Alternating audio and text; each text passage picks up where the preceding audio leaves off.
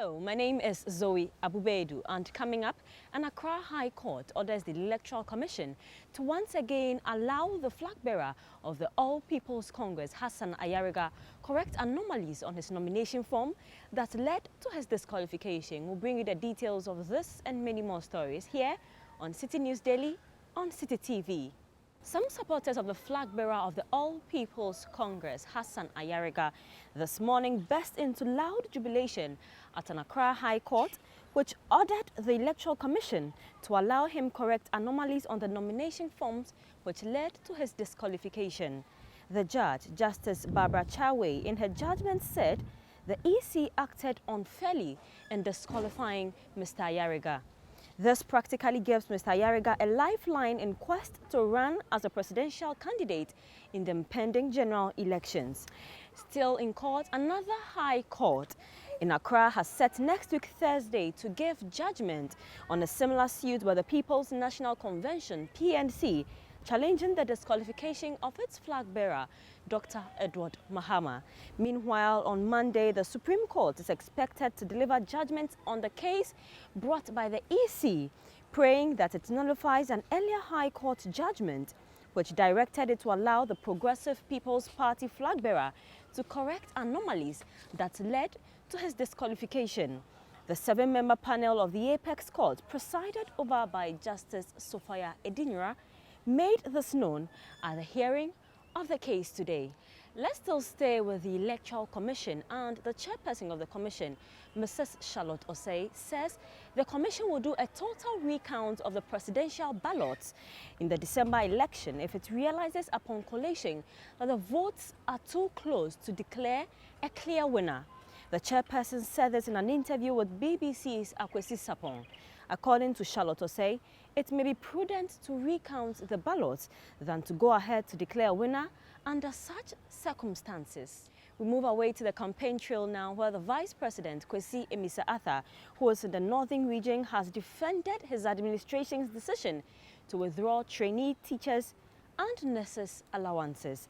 He explains the decision has triggered positive results, including the increase in enrollment. The move, according to him, has also allowed government to reinvest the money in infrastructure and equipment to enhance teaching and learning.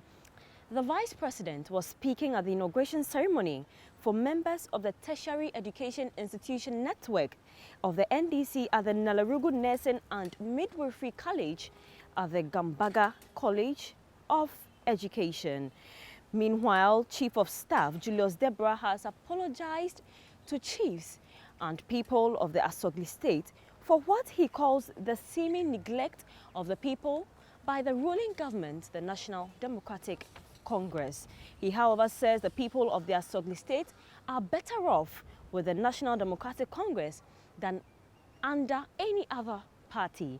This comes after the president of the Volta Regional House of Chiefs, Togbe Afede IV, earlier said there is too much frustration and despondency amongst the people of the Volta region.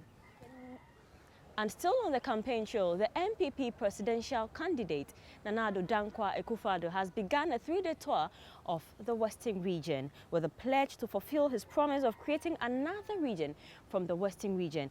Nana Addo says he will make sure plans to make the promise materialize and will be initiated in the first 6 months of his administration if he wins.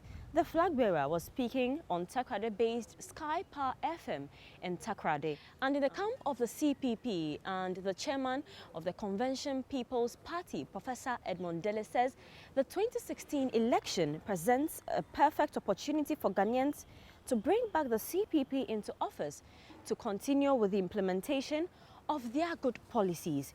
Professor Dele made this appeal at a campaign rally of the party at Nandom in the Upper West region.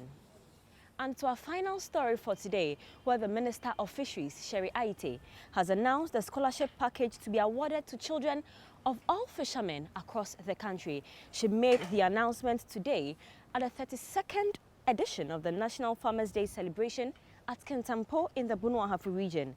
Sherry Aite explains that this is part of government's efforts to recognize their contributions to the socio-economic development of the country. And that's how we end today's edition of Citi News Daily on Citi TV with me, Zoe Abu-Baidoo. Thanks for watching.